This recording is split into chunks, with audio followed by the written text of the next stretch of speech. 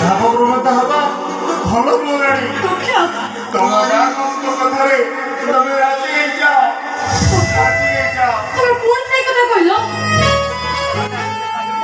ଆଉ କଣ କହିବି?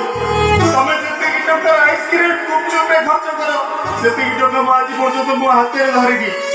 ତାପରେ ବି ମୁଁ ତୁମକୁ ବିବାହ କରିବି। ଆମ ଘର ବିଛଣାରେ ତୁମକୁ ନିଦ ହବନି ରାଣୀ। ତୁମକୁ ଫୁଲର ବିଛଣା ଅପେକ୍ଷା କରିଛି, ଫୁଲର ବିଛଣା ଅପେକ୍ଷା କରିଛି।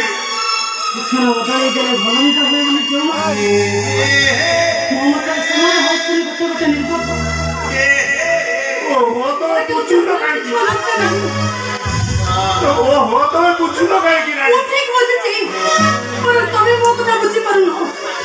ଯୋଉଦିନ ଆମର ପ୍ରଥମ ଦେଖା ହେଇଥିଲା ସେଦିନ ସେ ତାରିଖ ସେ ତିଥି ମୋର କିଛି ବି ମନେ ନାହିଁ, ହେଲେ ସେଦିନର ଗୋଟିଏ କଥା ମୋର ମନେ ଅଛି।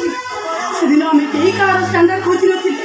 ତାହେଲେ ଆଜି କାହିଁକି କାହିଁକି ତମେ ମୋତେ ଷ୍ଟାଣ୍ଡାର୍ଡ ଖୋଜି ନିଜଠାରୁ ଦୂରେଇ ଯାଉଛ? ମୁଁ ତ କେବେ ସୁନାର ପଞ୍ଜୁରୀ କହି ତମକୁ ନିଜଠୁ ଅଲଗା କରିଦେଇନି, ଆଉ ତମେ ମୋତେ ସୁନାର ପଞ୍ଜୁରୀ କେହି କାହିଁକି ନିଜଠାରୁ ଦୂରେଇ ଦଉଛ? ଓ ତମ ଉଦ୍ଦେଶ୍ୟଟା ମୁଁ ଏବେ ଠିକ ବୁଝିପାରୁଛି। ତମେ ଏବେ ଆଉ କାହା ପ୍ରତି ଆକର୍ଷିତ ହେଇସାରିଛ। ଯାହାର ରୂପ ରଙ୍ଗ ତମକୁ ଏବେ ପାଗଳ କରିଦେଇଛି। ହଁ ହଁ ହଁ ହଁ ମୁଁ ପାଗଳ ହେଇଯାଇଛି, ପାଗଳ। ମୁଁ ପାଗଳ ହେଇଯାଇଛି, ପାଗଳ। ଏଇ କିଛି ଦିନ ହବ ମୋ ଜୀବନକୁ ଝିଅ ଟିକେ ପଶି ଆସିଛି। ଯାହାର ରୂପ ରଙ୍ଗ ଯୌବନ ପାଗଳ। ତମେ ଫେରିଯାଅ ରାଣୀ, ତମେ ଫେରିଯାଅ, ଫେରିଯାଅ। ମୁଁ ତୁମକୁ ବିବାହ କରିପାରିବିନି। ତମେ ଫେରିଯାଅ, ଫେରିଯାଅ, ଫେରିଯାଅ।